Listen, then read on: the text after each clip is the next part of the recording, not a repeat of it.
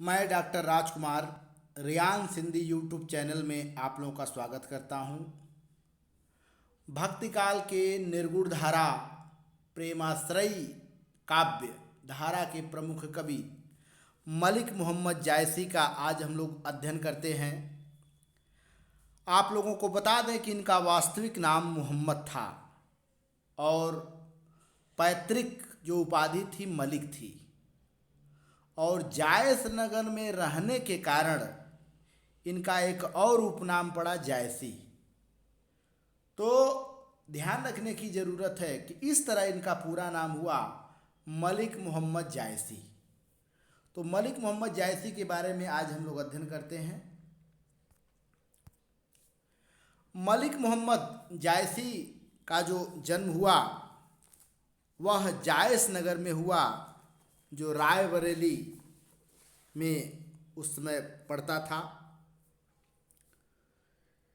यह ध्यान रखने की ज़रूरत है कि अपने जन्म के संदर्भ और के बारे में दो रचनाओं में इन्होंने कहा है।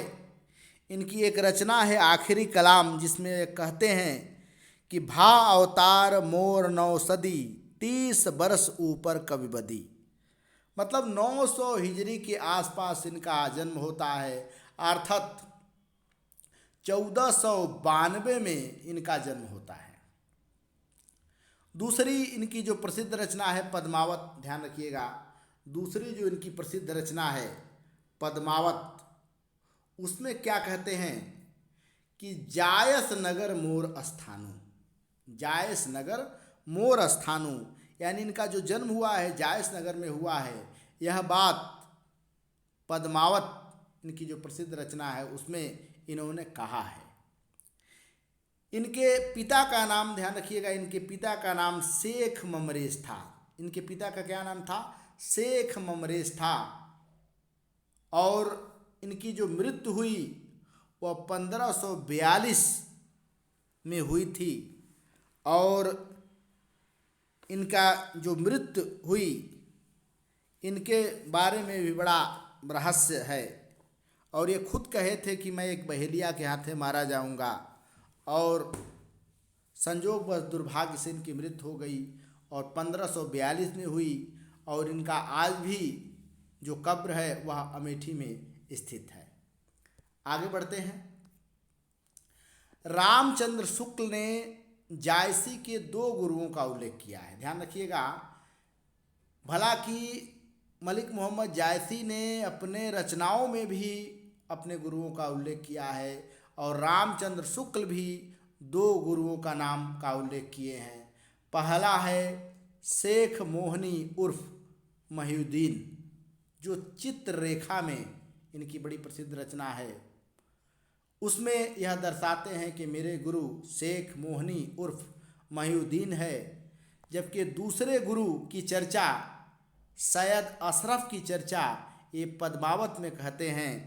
और पद्मावत में कहते हैं कि सैयद अशरफ पीर पियारा, सैयद अशरफ पीर पियारा, तिन मोहि पंथ दीन उजियारा, लैसा हृदय प्रेम कर दिया, ओठी ज्योति भा निर्मल हिया।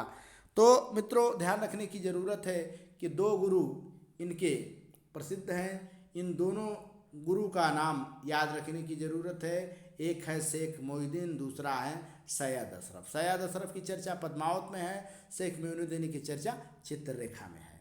आगे बढ़ते हैं। मलिक मोहम्मद जायसी, ध्यान रखने की ज़रूरत है कि मलिक मोहम्मद जायसी शेर शाह सूरी के समकालीन माने जाते हैं। और शेर शाह सूरी के समकालीन माने जाने के कारण ये अपने पिता के साथ शेर शाह के दरबार में भी कई बार गए थे। और ये भी ध्यान रखने की ज़रूरत है कि मलिक मोहम्मद जायसी एक आँख से काना थे और बहुत कुरूप थे। जब वह दरबार में गए तो शेर शाह उनके कुरूप चेहरे को देखकर हंस पड़ा। इस पर कवि ने बड़ा शांत भाव से कहा कि मोहिका हंसही की कोहरई, मतलब हे राजा, तुम मुझ पे हंसते हो या जो मुझे कुम्हार बनाया अर्थात उस ईश्वर पे हंस रहे हो जिस ईश्वर ने मेरा निर्माण किया, उस पे तुम हंस रहे हो। इस तरह शेरशाह सूरी बड़े लज्जित हुए थे। ये भी बड़ा प्रसिद्ध इनके बारे में कहावत है। आगे बढ़ते हैं। प्रसिद्ध रचनाएं प्रसिद्ध रचनाएं प्रसिद्ध रचनाएं में पद्मावत, अखरावट, आखिरी कलाम, चित्रलेखा है, सॉरी यहाँ गलत हो गया है, चित्ररेखा है, कहरनामा, मसलनामा, कन्हावत इनकी प्रसिद्ध रचनाएं हैं। रामचंद्र शुक्ल ने जायसी द्वारा रचित केवल 3 ग्रंथों का उल्लेख किया है। एक है पद्मावत, जो रामचंद्र शुक्ल है, बहुत बड़े आलोचक हैं रामचंद्र शुक्ल। रामचंद्र शुक्ल ने केवल 3 रचनाओं की चर्चा किए हैं, वो है पद्मावत, अखरावट और आखिरी कलाम। यह ध्यान देने की जरूरत है।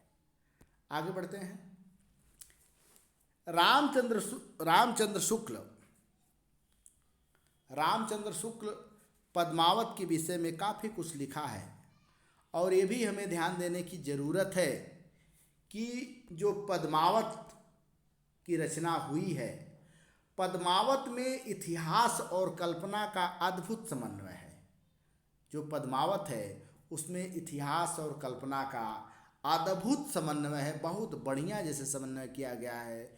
क्योंकि अगर हम लोग पद्मावत के 2 भाग करें, पूर्वार्ध और उत्तरार्ध, तो पूर्वार्ध में काल्पनिक बातें आती हैं, जबकि उत्तरार्ध वास्तविक इतिहास से जुड़ा हुआ है। यह ध्यान रखने की जरूरत है।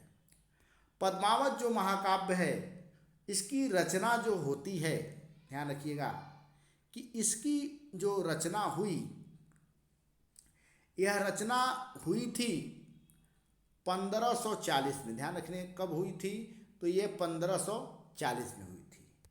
रचना कब हुई थी, तो 1540 में हुई थी। ये भी ध्यान रखने की ज़रूरत है। और ये भी ध्यान रखने की ज़रूरत है कि जो पद्मावत का मूल ढांचा है, मतलब उसका जो निर्माण हुआ था, ये जो अपभ्रंश भाषा के कवि थे स्वयंभू, उनकी एक रचना है पौमचरियु, जो अपभ्रंश भाषा की एक तरह से रामायण है, उसी रचना का नकल करके ढांचा तैयार किए थे। और ये भी आप लोगों को हम बता दें कि पद्मावत के ढांचा का नकल बाद में तुलसीदास ने किया था। ये भी ध्यान रखने की जरूरत है। ठीक है, आगे बढ़ते हैं। जो पद्मावत इनकी रचना है, इनके प्रसिद्धि का कारण पद्मावत रचना ही है। और पद्मावत रचना ये लौकिक प्रेम के माध्यम से अलौकिक प्रेम की अभ्यंजना करते हुए कवि प्रमुख पात्रों को जोड़ता है और भारतीय कहानियों को लेकर ये बढ़ता है। तो इसमें जो प्रमुख पात्र हैं, मित्रों ध्यान रखने की ज़रूरत है। जो प्रमुख पात्र हैं वह है सिंघल द्वीप, जो सिंघल द्वीप है, ठीक है, ध्यान रखिएगा। सिंघल द्वीप के राजा गंधर्वसेन और रानी पद्मावती। जो सिंघल द्वीप का राजा गंधर्वसेन है, रानी पद्मावती है, उन्हीं की लड़की होती है पद्मावती। ध्यान रखिएगा, उन्हीं की लड़की है पद्मावती। यानी पद्मावती कहाँ की राजकुमारी है, सिंघल द्वीप की। और उसके पास एक हीरामन तोता है, ठीक है। और इधर जब हम लोग आगे बढ़ते हैं, एक तो सिंघल द्वीप की स्टोरी चलती है, और दूसरी स्टोरी ये है कि एक चित्तौड़गढ़ के जो राजा चित्रसेन का पुत्र है रत्नसेन की भला की शादी हो चुकी थी। और पहले ज़माना में एक राजा की कई रानियां होती थी, इसमें कोई बहुत बड़ी बात नहीं है। तो ये चित्तौड़गढ़ के जो राजा रत्नसेन थे, इनके रानी का नाम नागमती है। और इनके दरबार में एक मंत्री और ज्योतिषी रहता था, राघव चेतन। और इन्हीं के दरबार में चाचा भतीजा रहते थे, गोरा और बादल। और उस समय दिल्ली का जो सुल्तान था वह अलाउद्दीन खिलजी था। तो आगे बढ़ते हैं, कहानी को आगे बताएंगे। ये जो पद्मावत है, पद्मावत इतनी अपने समय की प्रसिद्ध रचना हुई कि पद्मावत का बाद में 1685 के आसपास बंगला भाषा में एक अराकान राज्य के वजीर मगन ठाकुर थे। ध्यान रखिएगा, ये असिस्टेंट प्रोफेसर में आ चुका है प्रश्न, ठीक है, महत्वपूर्ण है बहुत। मगन ठाकुर कौन थे? वजीर थे, ठीक है। उन्होंने अपने राज्य के एक कवि थे आलो उजाला, ध्यान रखिएगा कौन कवि हैं? आलो उजाला। आलो उजाला नामक कवि से इसका अनुवाद कराया था, यह हमें ध्यान रखने की ज़रूरत है।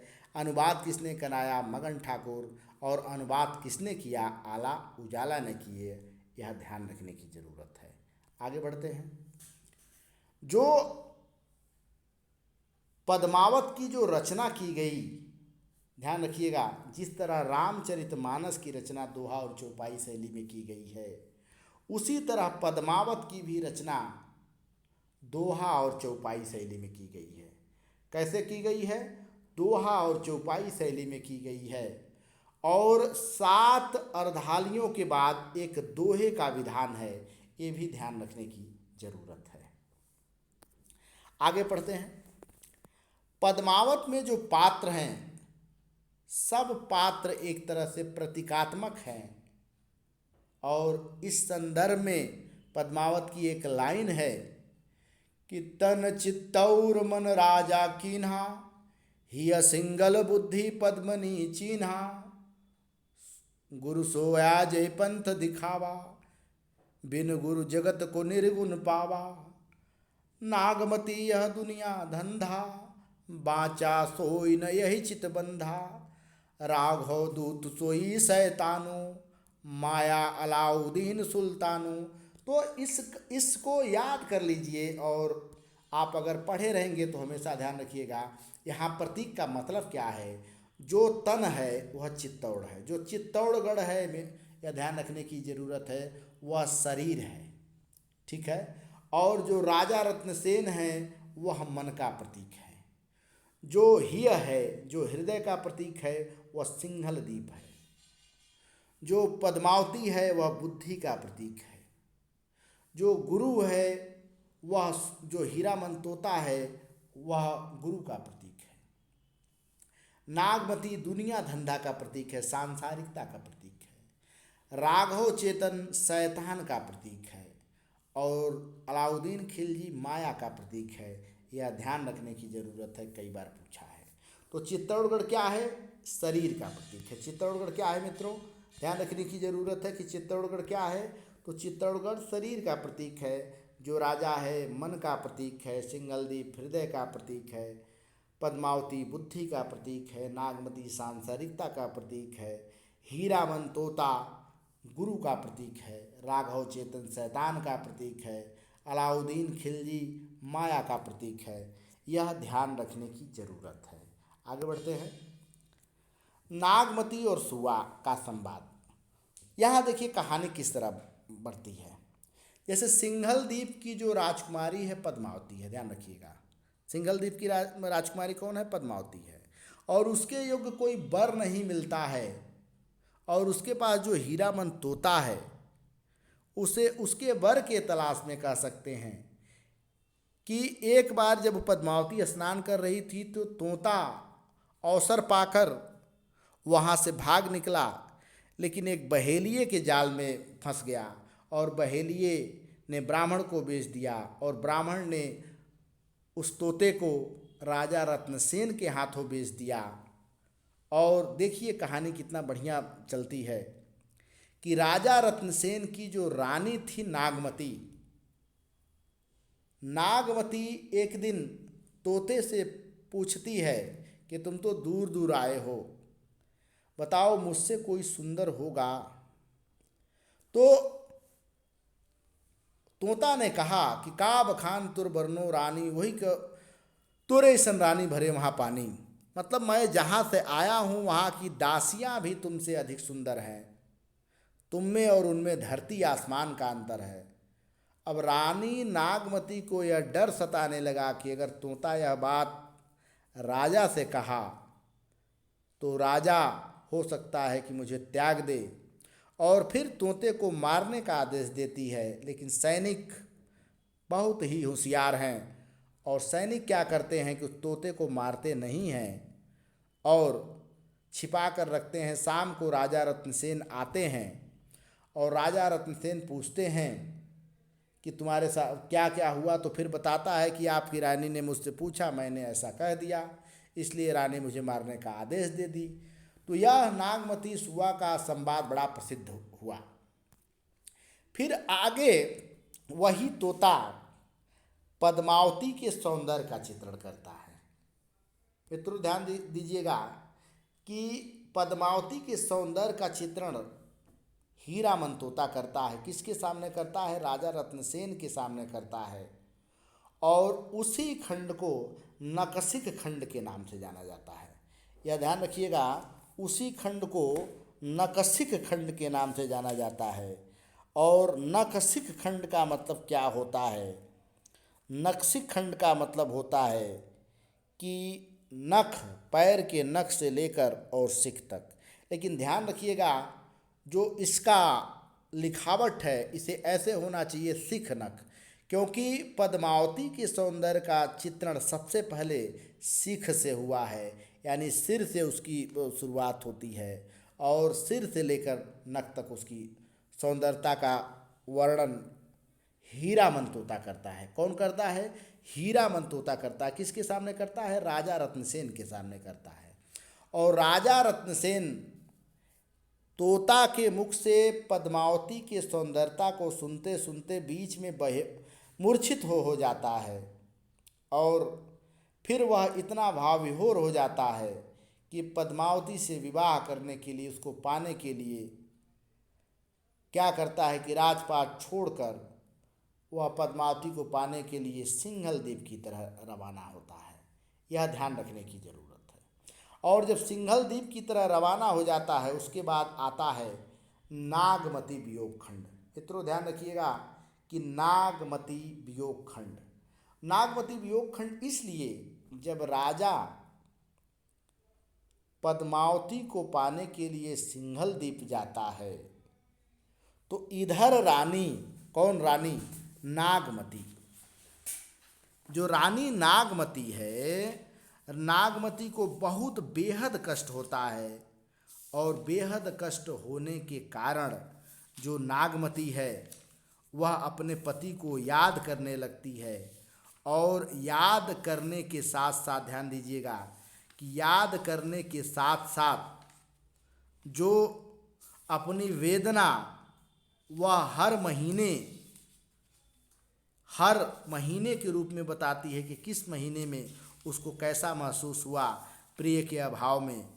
उसी जो उसकी वेदना है, उसका विरह है, उसी को कहा जाता है नागमती वियोग खंड या नागमती विरह। तो यह ध्यान देने की ज़रूरत है कि जो नागमती विरह है वह कोई और नहीं है, बल्कि जब राजा रत्नसेन चला जाता है तो राजा रत्नसेन के अभाव में जो उसकी रानी नागमती को वेदना महसूस होती है वही नागमती वियोग खंड है। और ध्यान देने की ये भी ज़रूरत है कि जो नागमती वियोग खंड का जो वर्णन है वह सबसे पहले आषाढ़ मास से शुरू होता है। आषाढ़ मास से शुरू होता है, ठीक है। और कवि कहता है कि चढ़ा आषाढ़ गगन घन बाजा, चढ़ा आषाढ़ गगन घन बाजा, साजा विरह दुंद दल साजा।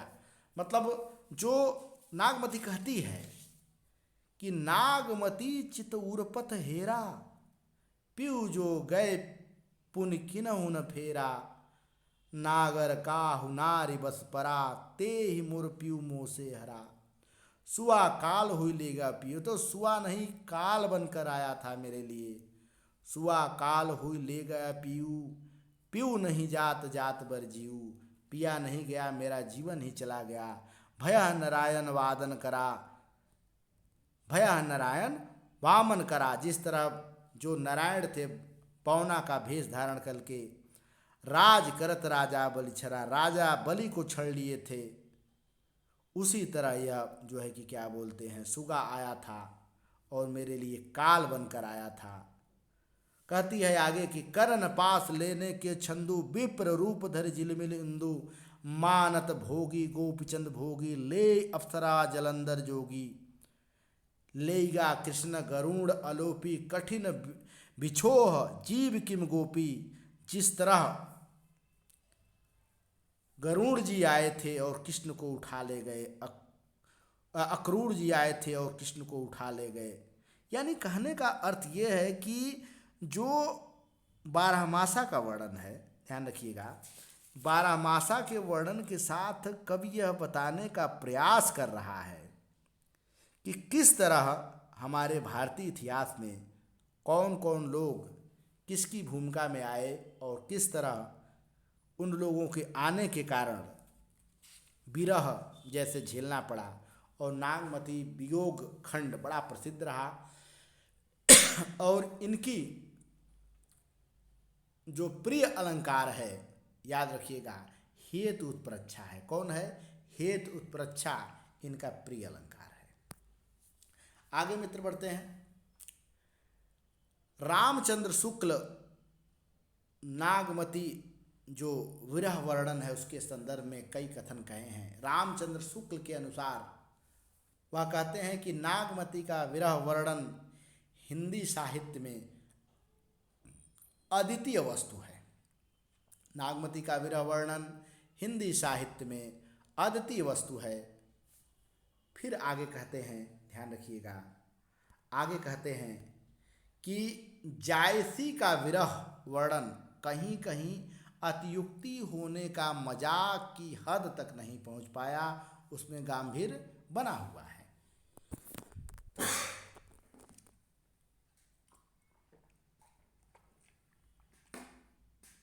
आगे कहते हैं कि जायसी की भाषा देसी सांचे में ढले हुई है, हिंदुओं के घरेलू भाव में भरे हुए, बहुत ही मधुर और हृदयग्राही है।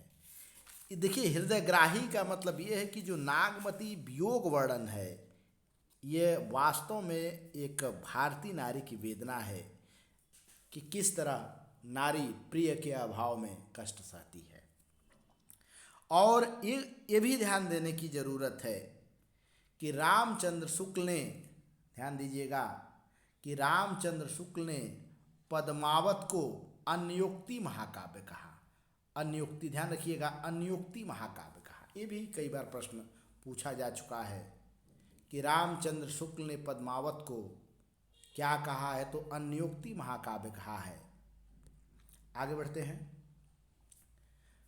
पद्मावती के विषय में विजय देव नारायण शाही, मछली घर बड़ा इनका प्रसिद्ध, विजय और साखी इनकी बड़ा प्रसिद्ध है।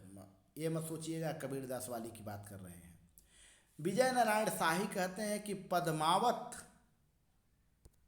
आलोचना के संदर्भ में कहते हैं, पद्मावत हिंदी में अपने ढंग की अकेली ट्रेजिक कृति है, पर सुखांत और दुखांत का यह मेल महाकाव्य को एक दर्जा और ऊंचा उठा देता है। तो यह विजय देव नारायण शाही का कथन है। विजय देव नारायण शाही पद्मावत के संदर्भ में कहे हैं कि यह हिंदी में अपने ढंग की अकेली ट्रेजिक कृति है। यह ध्यान रखने की जरूरत है। आगे दो विद्वानों का और हम नाम लेते हैं। पहले विद्वान हैं डॉक्टर नगेंद्र। डॉक्टर नगेंद्र को आप लोग पहचान ही रहे हैं। डॉक्टर नगेंद्र ने कहा कि पद्मावत समासोक्ति है। जैसे रामचंद्र शुक्ल ने कहा कि पद्मावत क्या है, अनुयुक्ति है, लेकिन डॉक्टर नगेंद्र क्या कहते हैं कि अनुयुक्ति नहीं है भैया, समासोक्ति है। और डॉक्टर बच्चन सिंह जो बड़े प्रसिद्ध हैं, डॉक्टर बच्चन सिंह का हिंदी साहित्य का दूसरा इतिहास बड़ा प्रसिद्ध है। डॉक्टर बच्चन सिंह की और किताब है, हिंदी नाटक बड़ा प्रसिद्ध इनकी किताब है। यह कहते हैं डॉक्टर बच्चन सिंह कि जायसी की अवधि का अर्घान है। ठीक है, यह भी ध्यान रखने की जरूरत है कि जो तुलसीदास की अवधि भाषा थी वह साहित्यिक अवधि भाषा थी, संस्कृतनिष्ठ अवधि भाषा थी, जबकि जायसी की जो अवधि है वह ठेठ ग्रामीणी अवधि है। इसीलिए डॉक्टर बच्चन सिंह कहते हैं कि जायसी की अवधि अवधि की अर्घान है। यह ध्यान रखने की जरूरत है। आगे बढ़ते हैं। अगर हम जायसी की अन्य रचनाओं की बात करें तो जायसी की अन्य रचनाओं में अखरावट इनकी बड़ी प्रसिद्ध रचना है। अखरावट जो प्रसिद्ध रचना है उसमें देवनागरी की एक एक अक्षर, ध्यान रखिएगा, एक एक अक्षर लेकर सैद्धांतिक बातें कही गई हैं। आखिरी कलाम भी इनकी बड़ा प्रसिद्ध रचना है। आखिरी कलाम में कयामत की वर्णन की गई है। याद ध्यान दीजिएगा कि इस्लामिक पद्धति में कयामत का बड़ा महत्व है, ठीक है। और कयामत की रात अंतिम रात होती है जिस दिन मृत्यु हो जाती है, और ऐसा माना जाता है कि हमारे बादशाह मतलब ईश्वर आएंगे और हमारी न्याय करेंगे, हमारी लेखा जोखा करेंगे। तो इसमें कयामत का वर्णन है, ध्यान रखिएगा। और इसमें बाबर की प्रशंसा की गई है। ये भी कई बार पूछा है पीजीटी टीजीटी में, ध्यान रखने की ज़रूरत है कि आखिरी कलाम में किसकी प्रशंसा की गई है? बाबर की प्रशंसा की गई है। इनकी एक और रचना है कहरनामा। कहरनामा कहरौआ गीत पे आधारित है। कहरौआ गीत जो एक जातिगत गीत है, कहरौआ गीत पे, ये लोक धुन पे आधारित है। यह ध्यान रखने की ज़रूरत है। तो अखरावट, आखिरी कलाम और कहरनामा भी जायसी की प्रसिद्ध रचना है। आगे बढ़ते हैं। चित्ररेखा, मित्रों ध्यान रखिएगा कि चित्ररेखा बड़ी इनकी प्रसिद्ध रचना है। ये लघु प्रेम कथा है। ये क्या है? लघु प्रेम कथा है।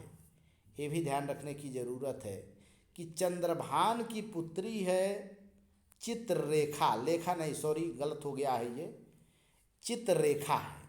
किसकी पुत्री है? चंद्रभान की, चंद्रभानु की पुत्री है। और कन्नौज के राजा कल्याण सिंह का पुत्र है प्रीतम कुंवर। कौन है? प्रीतम कुंवर। ये दोनों की प्रेम गाथा है चित्ररेखा रचना। आगे बढ़ते हैं। आइए अब हम जायसी के प्रश्नों का व्याख्या करते हैं। जायसी किस काल के कवि हैं? तो ये तो बड़ा सरल सा क्वेश्चन है, आप लोग तुरंत बता देंगे। जायसी किस काल के कवि हैं? तो जायसी हैं भक्ति काल के कवि। अब भक्ति काल में भी किस धारा के? निर्गुण धारा के। निर्गुण धारा में किस धारा के? प्रेमाश्रयी काव्य धारा के। ध्यान रखिएगा कि जायसी भक्ति काल के भी कवि हैं, और भक्ति काल में जो बटा धारा है निर्गुण धारा, निर्गुण धारा में कौन? ज्ञानाशयी शाखा, ठीक है, सॉरी प्रेमाशयी शाखा के कवि है। यह ध्यान रखिएगा। भक्ति काल, निर्गुण धारा, प्रेमाशयी शाखा, तीन बातें याद रखने की जरूरत है। आगे बढ़ते हैं। पद्मावत के रचयिता का क्या नाम है? भैया पद्मावत की तो पूरा कहानी ही अभी हम लोग पढ़े हैं, तो पद्मावत के रचयिता का क्या नाम होगा? उस्मान, जायसी, नूर मोहम्मद, इनमें से कोई नहीं। तो कौन है? जायसी हैं। अभी तो हम लोग पढ़े हैं कि पद्मावत के रचयिता कौन है, तो जायसी हैं। आगे बढ़ते हैं। पद्मावत के काव्य को किस श्रेणी में रखा गया है? तो ध्यान रखिएगा, जो पद्मावत का काव्य है किस श्रेणी में रखा गया है? खंड काव्य, महाकाव्य, मुक्तक काव्य, इनमें से कोई नहीं। तो यह महाकाव्य है क्योंकि इसमें कई पात्र हैं, कई कहानियाँ आपस में जुड़ती हैं। जबकि खंड काव्य में एक ही नायक और एक नायिका पर कहानी आधारित होती है। महाकाव्य में कई नायक होते हैं, ठीक है। आगे बढ़ते हैं। चौथे प्रश्न में पद्मावत की कथा किस प्रकार की कथा है? तो मित्रों ध्यान रखिएगा कि पद्मावत की कथा किस प्रकार की कथा है?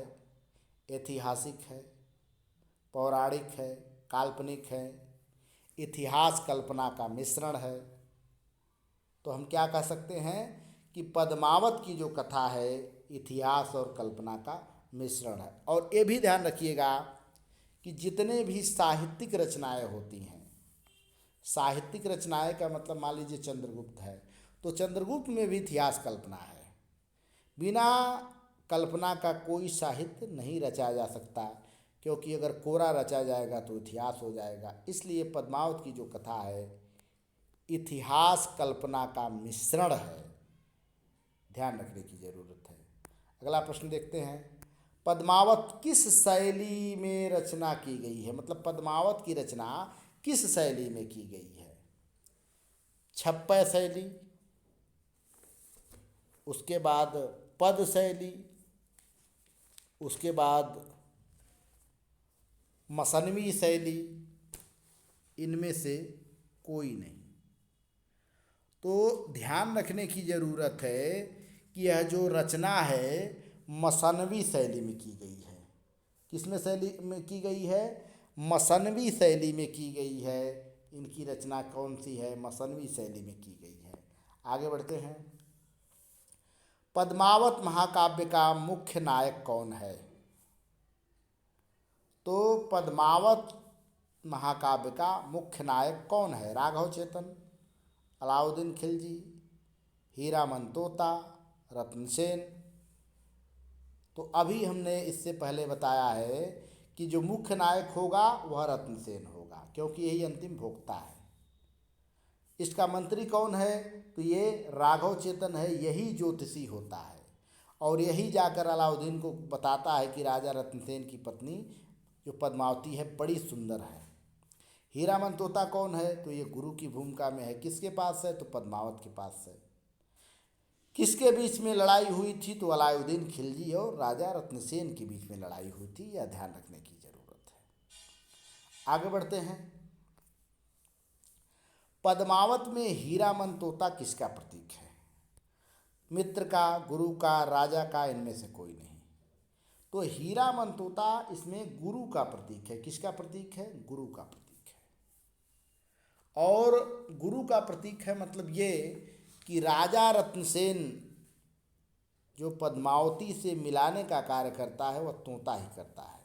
और ये भी ध्यान रखने की ज़रूरत है कि इस्लामिक पद्धति में जो प्रेमाश्रयी शाखा के कवि थे वह ईश्वर को एक प्रेमिका के रूप में देखते थे। जिस तरह प्रेमी प्रेमिका को पाने के लिए कुछ भी कर देता है, उसी तरह यहाँ जो स्थिति है कि जो आत्मा है वह प्रेमी है और जो ईश्वर है वह प्रेमिका है। तो यहाँ पे राजा रत्नसेन को प्रेमी के रूप में और पद्मावती को ईश्वर के रूप में दिखाया गया है। और इन दोनों में मिलाने का कार्य कौन करता है? हीरामन तोता करता है। इसीलिए हीरामन तोता को गुरु का प्रतीक दिया गया है। आगे बढ़ते हैं। रत्नसेन कहाँ का राजा था? चंडीगढ़, रामगढ़, चित्तौड़गढ़, सिंगलदीप। तो ध्यान रखिएगा कि राजा रत्नसेन जो थे वह राजस्थान में चित्तौड़गढ़ है या चित्तौड़ है, वहाँ के राजा थे। यह ध्यान रखने की ज़रूरत है। आगे बढ़ते हैं। पद्मावत स्नान करने कहाँ जाती थी? गंगा नदी, समुद्र, मानसरोवर स्नान कर। तो पद्मावती स्नान करने कहाँ जाती थी? मानसरोवर जाती थी। कहाँ? मानसरोवर सुपाई पारस रूप यहाँ खिंचलाई। मानसरोवर में स्नान करने के लिए पद्मावती जाती थी। आगे बढ़ते हैं मित्रों। जायसी की किस रचना में नागमती विरह वर्णन का प्रसंग आया है? आखिरी कलाम, चित्र रेखा, पद्मावत, इनमें से कोई नहीं। तो नागमती विरह वर्णन का प्रसंग किस में आया है? पद्मावत में आया है। पद्मावत की रचना कब हुई थी? कब हुई थी? 1540 में हुई थी। ये भी ध्यान रखने की ज़रूरत है कि 1540 में इसकी रचना हुई थी। ठीक है, आगे बढ़ते हैं। जायसी की मृत्यु कहाँ हुई थी? दिल्ली, अमेठी, आगरा, गुजरात। तो बता चुके हैं कि जायसी की जो मृत्यु हुई थी वह दिल्ली में नहीं हुई थी, आगरा में नहीं हुई थी, गुजरात में नहीं हुई थी, अमेठी में हुई थी। ठीक है, आगे बढ़ते हैं। पद्मावत महाकाव्य का बंगला भाषा में अनुवाद किसने किया? मगन ठाकुर, आलो उजाला, रविंद्रनाथ टैगोर, इनमें से कोई नहीं। तो ध्यान रखिएगा कि मगन ठाकुर वजीर थे जो अनुवाद कराया था। अनुवाद किसने किया था? आलो उजाला किया। तो उत्तर क्या हुआ गया? आला उजाला। आगे बढ़ते हैं। पद्मावती को समासोक्ति मानने वाले कौन आलोचक हैं? Doctor Nagendra, Ramchandra Shukla, Hazari Prasad Dwivedi, doctor Bachchan Singh. तो ध्यान रखिएगा कि रामचंद्र शुक्ल ने पद्मावत को अन्योक्ति कहा था, लेकिन इनके विरोध में डॉक्टर नागेंद्र ने कहा था कि पद्मावत जो है वह समासोक्ति है। और किसने कहा? डॉक्टर नागेंद्र ने कहा। डॉक्टर नागेंद्र ने कहा पद्मावत अन्योक्ति नहीं है, पद्मावत समासोक्ति है। अगला प्रश्न देखते हैं। नागमती का विरह वर्णन हिंदी साहित्य में अद्वितीय वस्तु है, किस आलोचक का कथन है? Doctor Nagendra, Ramchandra Shukla, Hazari Prasad Dwivedi, doctor Bachchan Singh. तो इसका सही उत्तर क्या होगा? रामचंद्र शुक्ल होगा। रामचंद्र शुक्ल ने कहा है कि नागमती का विरह वर्णन हिंदी साहित्य में अद्वितीय वस्तु है। किसका विरह वर्णन? नागमती का वर्णन। अद्वितीय वस्तु कहाँ है? हिंदी साहित्य में। यह ध्यान रखने की जरूरत है। अगला, पद्मावत में रानी नागमती किसका प्रतीक है? ईश्वर का, हृदय का, सांसारिक धंधा का, गुरु का? तो ध्यान रखिएगा कि जब आप लोग जब कविता पढ़ लेंगे कि तन चित्तौर मन राजा कीन्हा, तो हमेशा के लिए बैठ जाएगा कि कौन किसका प्रतीक है। रानी नागमती किसका प्रतीक है? सांसारिक धंधा का प्रतीक है। हृदय का प्रतीक कौन है? सिंहल दीप है। ठीक है। गुरु का प्रतीक कौन है? हीरामन तोता है। नागमती किसका प्रतीक है? तो सांसारिक धंधा का प्रतीक है। जायसी की अवधि का अर्घान है, किस आलोचक ने कहा था? Doctor Nagendra, Ramchandra Shukla, Hazari Prasad Dwivedi, doctor Bachchan Singh. तो यह शब्द कहने वाले हैं डॉक्टर बच्चन सिंह। ध्यान रखिएगा, डॉक्टर बच्चन सिंह कहते हैं कि जायसी की अवधि की अर्घान है। आगे बढ़ते हैं। पद्मावत हिंदी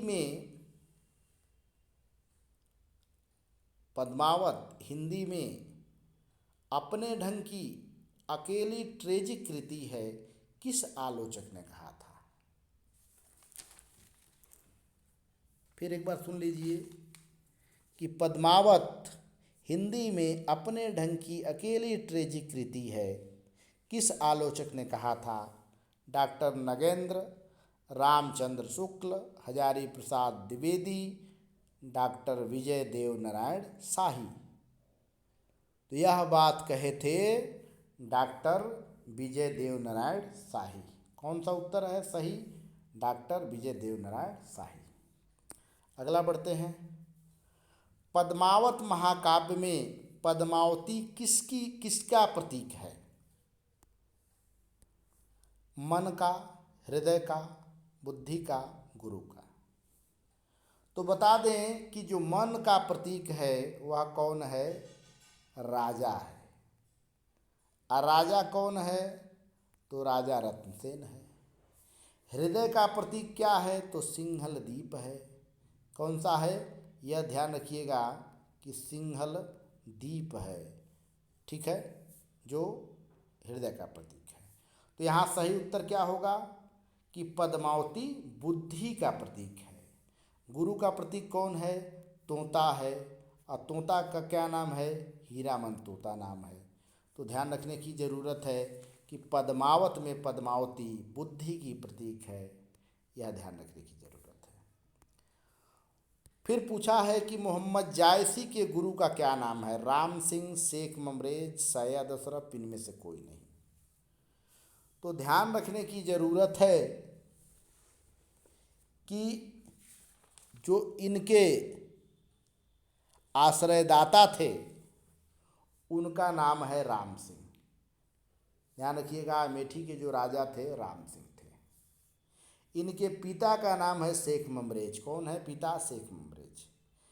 इनके गुरु का नाम है सैयद अशरफ। इनके गुरु का क्या नाम है? ध्यान रखिएगा, ये इनके गुरु का नाम है सैयद अशरफ। कौन है सही उत्तर?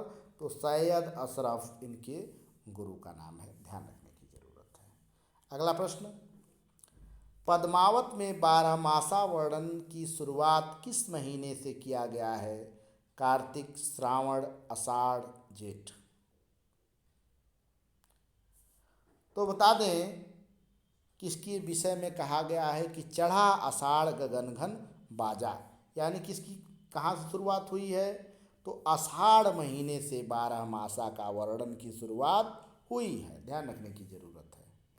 आगे देखते हैं, तो इसमें जायसी का उत्तरमाला हमने दे दिया है कि पुनः एक बार मिला लेंगे, प्रश्न को एक बार लिखिए, फिर उसको उत्तर खोजिए।